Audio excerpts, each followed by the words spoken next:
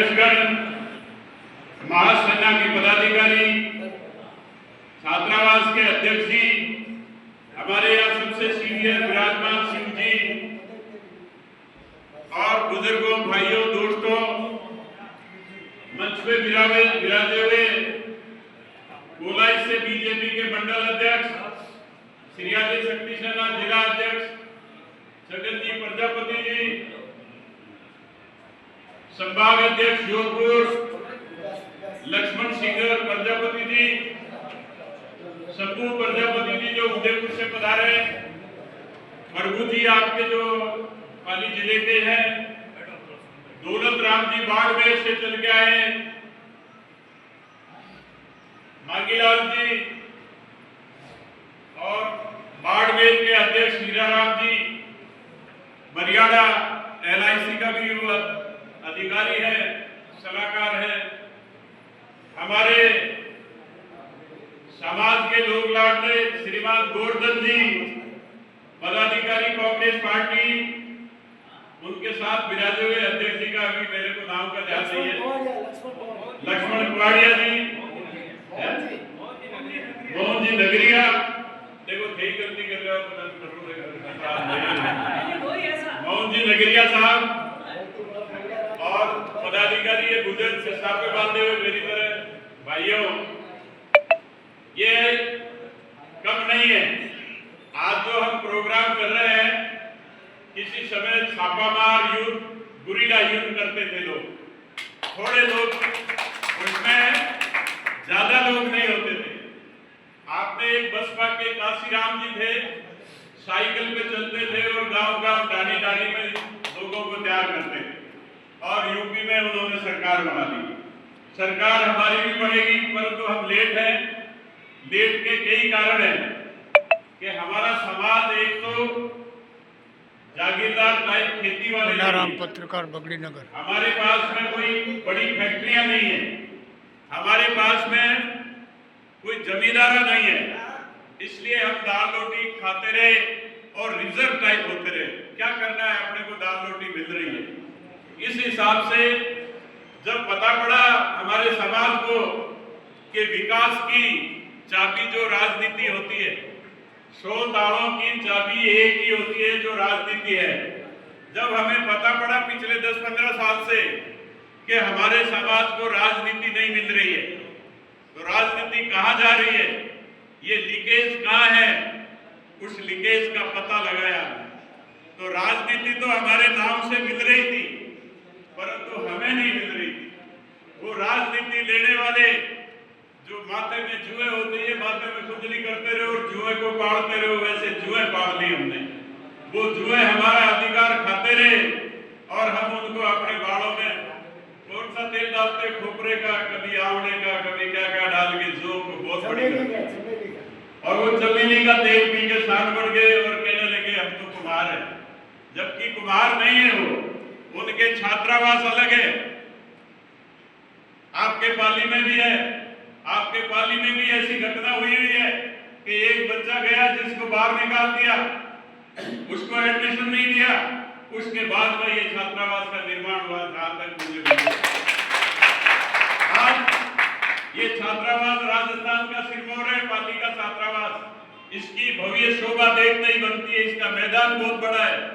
तो दोस्तों, जब इतना बड़ा काम पाली के समाज के लोगों ने किया है, तो क्या हम संगठित होकर के उन लोगों को बाहर निकालने का काम नहीं कर सकते?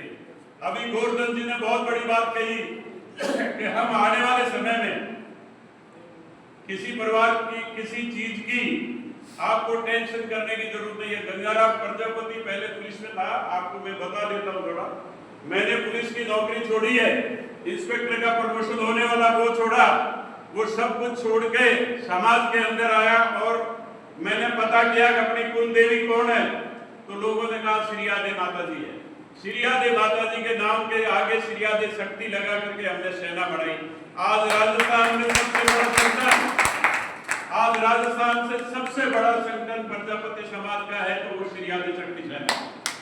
और आपका भाई 2023 में 28 मई को ऐलान किया था कि हम कुमार प्रजापति महाकुंभ करेंगे, और मेरे पास कोई पैसा नहीं था, परंतु ताकत और आह्वान और आपके भाई की सच्चाई और आपके भाई की ईमानदारी ने ऐसा महाकुंभ किया। आज की तारीख में इतिहास से लोग जानते हैं कि कुमार समाज इतने खास से आए। सफल महाकुंभ 2023 में हुआ। उसके बाद में हमारे प्रजापति भाइयों को छोटे मोटे पद, हजारों पद, सैकड़ों पद मिले हैं, पूरे भारत में मिले, राजस्थान में नहीं। आपके जितने भी पदाधिकारी यहाँ बैठे, कांग्रेस में हो चाहे बीजेपी में हो, वो सब यहाँ हमारे महाकुंभ, हमारे प्रजापति समाज, युवाओं की ताकत, महिलाओं की ताकत, उसकी वजह से आज हम लोग गिनती में हैं। और हमारी संख्या राजस्थान में करीब 70 लाख के आसपास है। और हमारी वो जुएं जो हमारा हक खा रही है, हमारे अंदर घुस करके हमारी सर के अंदर बालों में उनकी संख्या 1.5 लाख के आसपास है। तो उनकी संख्या 1.5 लाख के आसपास है।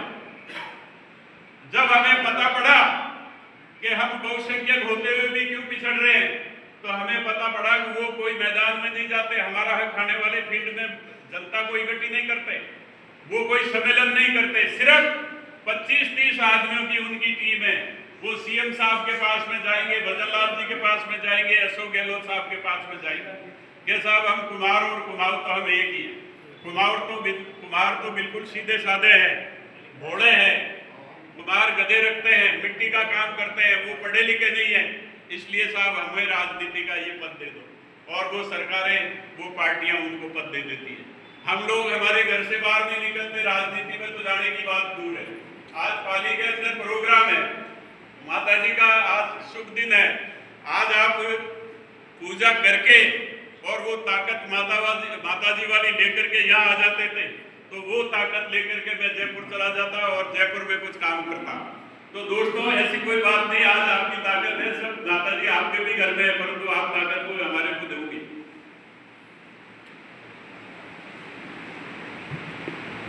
हम इतने जागरूक हो चुके हैं राजस्थान में। आज गांव-गांव, ढाणी-ढाणी में कुमार प्रजापति समाज के युवा और नेता लोग जागरूक हैं। भीड़ भले ही किसी वजह से नहीं होती हो, परंतु हमारे कुमारों के दिमाग में एक ही बात है कि हमारा माटी कला बोर्ड 2008 में वसुंधरा जी ने बनवाया था और वो माटी कला बोर्ड कुमार प्रजापतियों की एप्लीकेशन पे बना। हालू के क्षत्रिय कुमावत, जिधर आप इनको कुमावतों को मारू बोलते हैं, ये कुमावत है और कुमावतों की संख्या 1.5-2 लाख है। जब हमारा माटी कला बोर्ड बन गया तो इनको पता लगा कि यार ये तो राज्य मंत्री का एक पद है। तो तुरंत जाकर के वसुंधरा जी को हरीश कुमावत ने कहा था मैं भी कुमार हूं और वो पद ले लिया। दोबारा सुरेंद्र गोयल को हमने रिपोर्ट करी कि भाई ये जो मिट्टी का काम करते नहीं है, इनके छात्रावास में हमारे कुमारों को एंट्री नहीं है, इनकी धर्मशाला में हमको एंट्री नहीं है, ये श्रीयादे जयंती मनाते नहीं है, तो फिर माटी कला बोर्ड के अध्यक्ष कैसे बने? तो फिर क्या हुआ?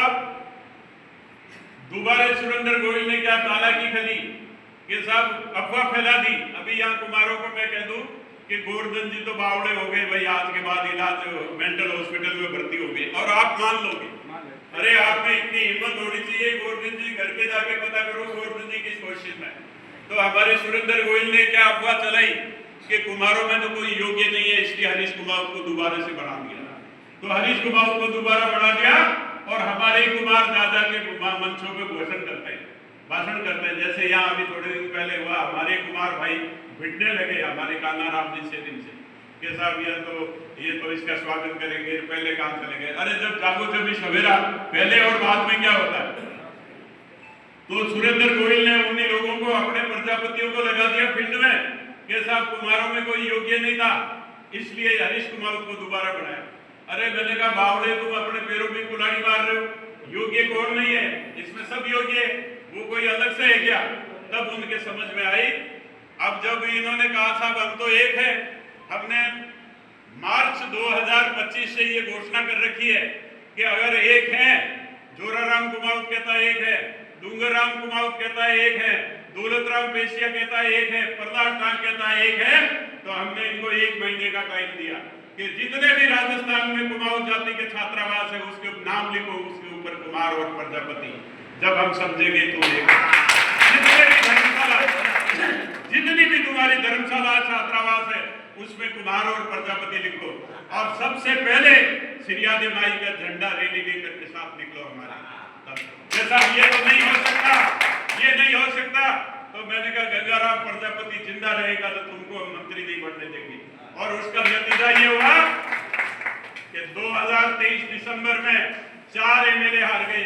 4 एमएलए इसलिए हारे कि जिस क्षेत्र में निर्मल कुमाऊं जीतता है वहां 8000 कुमाऊं है और 27000 कुमार है, इसलिए हारा। हारता तो यहाँ भी सुमेरपुर भी हम लेके पटक देते, परंतु यहाँ थोड़ा मारूकार चक्कर चला दिया कि साहब अगले साल ब्याह करा भेड़ोई, वो ब्याह भेड़े के चक्कर में फिर एमएलए बना दिया। तो ये जो चाले खेलते हैं, ये चाले चलते हैं ऐसी। फिर हमने इनको जोराराम जी से कहा कि भाई जातीय जनगणना में हम आपको अलग रखेंगे, तो इसने 15 जून 2025 को जयपुर के अंदर प्रोग्राम किया और हमारे उसमें नाम लिखा पेपर में, पेम्पलेट में, कुम्हार कुमावत प्रजापति।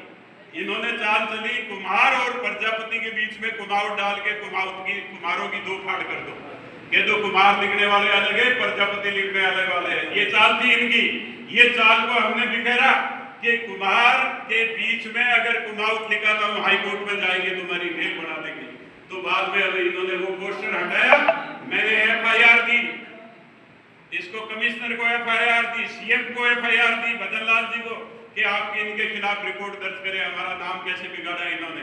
कुमार के बीच में कुमावत लिख के प्रजापति क्यों लिखा, जबकि इतिहास नहीं है, कोई इतिहास इनका नहीं है हमारे पास में। परंतु ये हमारे अवसरवादी 15-20 ऐसे नेता है जिनका मुख्य मैं अभी नाम बोल रहा था, ये लोग, इनकी रिश्तेदारी क्षत्रिय कुमावतों में है। चंपालाल गेदर ओबीसी का बड़ा, उसकी रिश्तेदारी बेटी उसकी उदयपुर में है क्षत्रिय कुमावतों में, उसकी सिस्टर जो है वहाँ जयपुर में कुमावतों में, और खुद कुमावत। मैंने उसको प्रभारी बनाया 2013 सिरियादे शक्ति सेना का प्रभारी बनाया, तो दूसरे दिन उसने इस्तीफा दे दिया चंपालाल गेदर। बोले साहब आप तो सिरियादे वाले कुमार हो, ये तो हमारी हालत है। वो सिरियादे का किया, अभी वापस ओबीसी का बड़ा वो, तो हमने उसके खड़े हो गए, माला लेके आया मेरे पास, मैंने माला नहीं पहनाई। प्रहलाद नाग क्या कर रहा है अभी, सीएम साहब को भ्रम की स्थिति पैदा करने क्या करता है, यहाँ के अध्यक्ष जी को फोन करेंगे कि अध्यक्ष जी मैं मंदिर में माता जी के दर्शन कर रहे हैं, अब साले तूने 1 रुपया कभी दिया नहीं, कभी चंदा किसी में दिया नहीं, और आज तुझे सिरियादे माता जी याद आ रही, इसलिए आ रही उसकी जमीन खिसक रही है। तो यहाँ के अध्यक्ष को आएगा, फोन करेगा, 5-10 हजार रुपए का माड़ा मिठाई खुद लेके आएगा, आपको खरीदने की जरूरत नहीं है, साफा भी वही लेके आएगा, और फिर आपको कहेगा साहब मेरे गले में डाल दो, और गले में डाल के फिर सीएम को टेक करेगा कि देखो मेरी तो कुमार समाज में पार्टी में स्वागत हुआ है। यही अभी हुआ। ये अगर जिस दिन आप बंद कर दोगे, इनका निकलना दुर्भर हो जाएगा। मेरे जब महाकुंभ सफल हुआ, इनका महाकुंभ हुआ 21 मई 2023 को, जिसमें लगभग 16,000 लोग आए, और जब 28 मई को 7 दिन बाद में हमने किया कुमार प्रजापति समाज का, तो 3-3.5 लाख लोग आए, 3-3.5 लाख लोग। ये हताश हो गए तो इन्होंने कहा गंगाराम को पटको। इन्होंने देखा कि ये गंगाराम राजस्थान में घूमता है, बोलता है, लोगों को भरमाता है, लोगों को होशियार कर रहा है, तो मेरे खिलाफ 80 एफआईआर कर, क्या और में करे, जगह कराई कि गंगाराम हमारी जाति के ऊपर बोल गया। मैंने कहा मैंने बोल दिया, कहीं माफी नहीं मांगेंगे, जेल जाएंगे तो जाते समय 5,000 लोग तो मुझे जेल के दरवाजे तक छोड़ेंगे, और जब तक 50,000 लोग वापस मुझे लेने नहीं आएंगे तब तक जेल से बाहर नहीं आऊंगा। एक भी मुकदमे में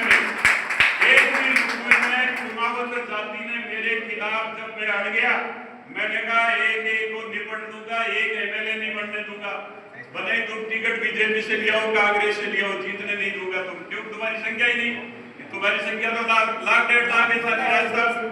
तो फिर साहब को एक भी मेरे खिलाफ गवाह नहीं दिए, सारे के सारे फाइल हो गए।